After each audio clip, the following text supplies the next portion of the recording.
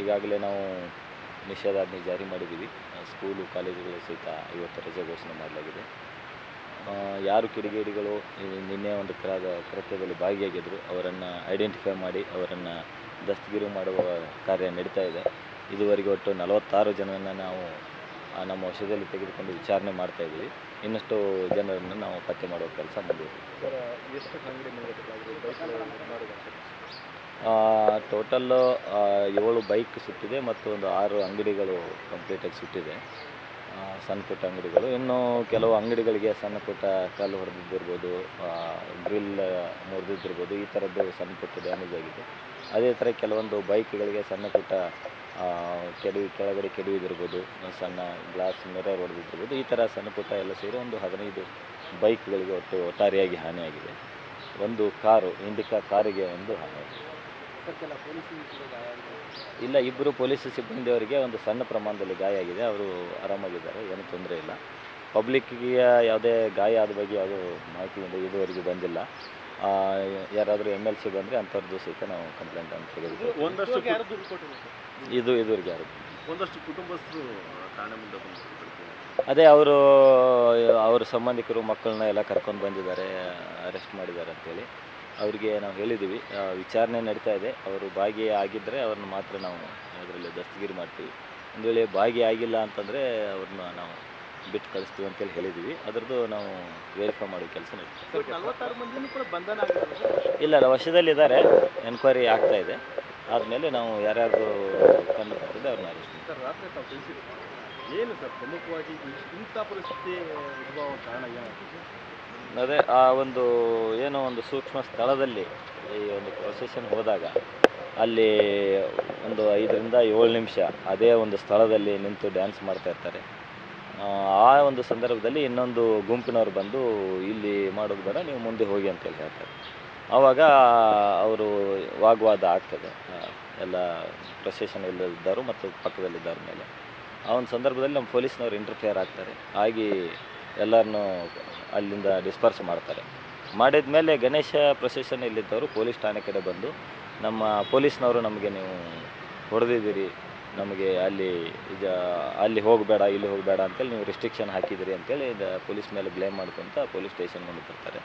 ಆ ಒಂದು ಸಂದರ್ಭದಲ್ಲಿ ನಾವು ಅವರಿಗೆಲ್ಲ ಮಾತಾಡಿ ಈ ಥರ ಇದೆ ಅಂತೇಳಿ ಹೇಳಿ ಅದೊಂದು ಗಣೇಶ ವಿಸರ್ಜನೆ ಮಾಡೋಕ್ಕೊಂದು ಅವಕಾಶ ಮಾಡಿಕೊಡ್ತೀವಿ. ಬಟ್ ಈ ಒಂದು ಸಂದರ್ಭದಲ್ಲಿ ಹೆಚ್ಚಿನ ಜನ ಸೇರ್ಕೋತಾರೆ. 2 ಕಡೆ ಗುಂಪಿನಲ್ಲಿ ಹೆಚ್ಚಿನ ಜನ ಸೇರಿಕೊಂಡು ಕಲ್ಲು ತೂರಾಟ ಮಾಡ್ತಾರೆ. ಬಟ್ ಒಂದು ಗುಂಪಿನವರು ಆ ಸೈಡ್ ಇದ್ದರು, ಇನ್ನೊಂದು ಗುಂಪಿನವರು ಈ ಸೈಡ್ ಇದ್ದರು. ಯಾವುದೇ ರೀತಿಯಿಂದ ಕ್ಲ್ಯಾಶ್ ಆಗಿಲ್ಲ.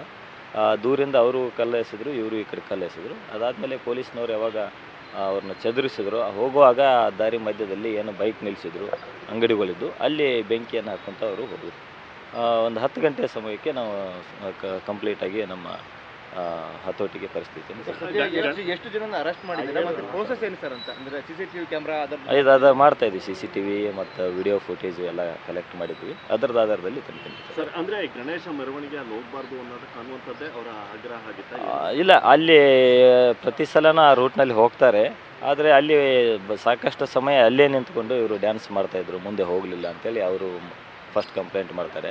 ಇವರು ಇಲ್ಲ, ನಾವು ಹೋಗ್ತೀವಿ, ನಾವು ಎಲ್ಲೇ ಬೇಕಾದರೂ ಹೋಗ್ಬೋದು ಅಂತೇಳಿ ಇವರು. ಸರ್, ಈ ಬಾರಿ ಅಲ್ಲಿ ಹೋಗೋದಕ್ಕೆ ಪರ್ಮಿಷನ್ ಕೊಟ್ಟಿದ್ರ ಸರ್? ಅನುಮತಿ ಪಡ್ಕೊಂಡಿದ್ರ? ಇಲ್ಲ, ಅನುಮತಿ ಎಲ್ಲ ಆಗಿತ್ತು. ಅದು ನಾರ್ಮಲ್ ರೂಟ್ ಇದ್ದಿದ್ದರಿಂದ ಅಲ್ಲೇನೂ ನಾವು ರಿಸ್ಟ್ರಿಕ್ಷನ್ ಇರಲಿಲ್ಲ. ಆದರೂ ಸಹಿತ ನಾವು ಹೇಳಿದ್ವಿ ಅವರಿಗೆ, ಸೂಕ್ಷ್ಮ ಪ್ರದೇಶ ಇದೆ, ಅದನ್ನು ಅವಾಯ್ಡ್ ಮಾಡಂತೇಳಿ ಹೇಳಿದ್ವಿ. ಬಟ್ ಅವರು ಜನ ಎಲ್ಲ ಸೇರಿದಾಗ ಇಲ್ಲ, ನಾವು ಅಲ್ಲಿ ಹೋಗಿ ಜಸ್ಟ್ ಟರ್ನ್ ಮಾಡ್ಕೊಂಡು ಬರ್ತೀವಿ ಅಂತೇಳಿ ಹೇಳ್ತಾರೆ. ಸರ್, ಹಿಂದೆಯೂ ಕೂಡ ಅದೇ ಸ್ಥಳದಲ್ಲಿ ಕೂಡ ಗಲಾಟೆಗಳಾಗಿತ್ತು ಸರ್? ಇಲ್ಲ, ನಾವು ಅದನ್ನು ಸಹಿತ ನಾವು ಮಾಹಿತಿ ಕಲೆ ಹಾಕಿದ್ವಿ. ಹಿಂದೆ ಏನೋ ಆ ಜನ ಸೇರ್ಕೊಂಡಿದ್ರು ಆ ಕಡೆನೂ, ಆವಾಗ ನಮ್ಮ ಪೊಲೀಸ್ನವರು ಅವ್ರನ್ನ ಮುಂದೆ ಕಳಿಸಿದ್ದಾರೆ. ಅಷ್ಟು ಬಿಟ್ಟರೆ ಯಾವುದು ಗಲಾಟೆ ಆಗಿಲ್ಲ. ಸೂಕ್ಷ್ಮ ಪ್ರದೇಶ ಸರ್ಕಲ್ ಆದರೂ ಕೂಡ ಪೊಲೀಸರಲ್ಲಿ ಸೂಕ್ತ ಬಂದೋಬಸ್ತ್ ಕೈಗೊಳ್ಳಿಲ್ಲ, ಹಂಗಾಗಿ ಇಲ್ಲ ನೋಡಿ, ನಿನ್ನೆ ನಮ್ಮ ಜಿಲ್ಲೆಯಲ್ಲಿ ಒಂದು 400 ಕಡೆ ಒಂದು ಪ್ರೊಸೆಷನ್ ಇತ್ತು. 5ನೇ ದಿನದ ಇಂಪಾರ್ಟೆಂಟ್ ಗಣಪತಿ. ಹಾಗಾಗಿ ಎಲ್ಲ ಕಡೆನೂ ಸಹಿತ ಸಿಬ್ಬಂದಿಗಳನ್ನ ನಾವು ಬೇರೆ ಬೇರೆ ಕಡೆ ಎಲ್ಲ ಹಾಕಿದ್ವಿ. ನಮ್ಮ ಎಲ್ಲ ತಾಲೂಕು ಪ್ಲೇಸ್ನಲ್ಲಿ ಇತ್ತು, ಕೆಲವೊಂದು ಹಳ್ಳಿಗಳಲ್ಲಿ ಸಹಿತ ಇಂಪಾರ್ಟೆಂಟ್ ಇತ್ತು. 400 ಜನ ಸಂಖ್ಯೆ ಅಷ್ಟಿದ್ದಾಗ ನಾವು ಒಂದೇ ಕಡೆ ಜಾಸ್ತಿ ಫೋರ್ಸನ್ನು ಕೊಡೋಕ್ಕಾಗಲ್ಲ. ಆದರೂ ಸಹಿತ ಒಂದು KSRP ಇಲ್ಲಿ 2 ಇನ್ಸ್ಪೆಕ್ಟ್ರು ಒಂದು ಬಂದೋಬಸ್ತನ್ನು ಮಾಡಿದ್ವಿ. ಅಚಾನಕ್ಕಾಗಿ ಜನ ಜಾಸ್ತಿ ಸೇರಿದ್ರಿಂದ ಈ ಒಂದು ಇನ್ಸಿಡೆಂಟ್.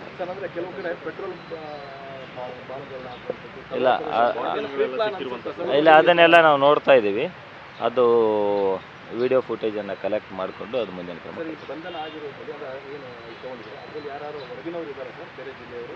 ಇಲ್ಲ ಆಲ್ಮೋಸ್ಟ್ ಎಲ್ಲ ಇಲ್ಲ ಇರೋದು ಲೋಕಲ್ ಸರ್. ನಾವು ಮೈಸೂರಲ್ಲಿ ನಮ್ಮನ್ನ ಕರ್ಕೊಂಡು ಬಂದಿರೋ ಅಂತ ಆ ಥರ ಇಲ್ಲ, ಅದನ್ನು ನಾವು ವೆರಿಫೈ ಮಾಡ್ತಾ ಇದ್ದೀವಿ. ಅವ್ರದ್ದು ಏನೇನಿದೆ ಅವ್ರ ಹೆಸರು ಕೊಟ್ಟಿದ್ದಾರೆ ಅದನ್ನೆಲ್ಲ ವೆರಿಫೈ ಬಂದಿದ್ರ ಮೇಲೆ ಏನಾದ್ರು ರೌಡಿ ಶೀಟ್ರು ಮತ್ತು ಈ ಥರ ಕೇಸ್ಗಳಿದಾರೆ ಇತ್ತ ಹಿಂದೆ? ಮುಂದಿನ ಹಂತದಲ್ಲಿ ಅದೆಲ್ಲ ಆಗ್ತದೆ. ಅಲ್ಲ, ಹಿಂದೆ ಇತ್ತ ಅಂತೇಳಿ ಸರ್? ಇಲ್ಲ, ಅದು ಯಾವುದೂ ಇಲ್ಲ. ಕೆಲವೊಬ್ಬರ ಮೇಲೆ ಇರ್ಬೋದು, ಇನ್ನೂ ಅದನ್ನು ಚೆಕ್ ಮಾಡಬೇಕಾಗಿದೆ.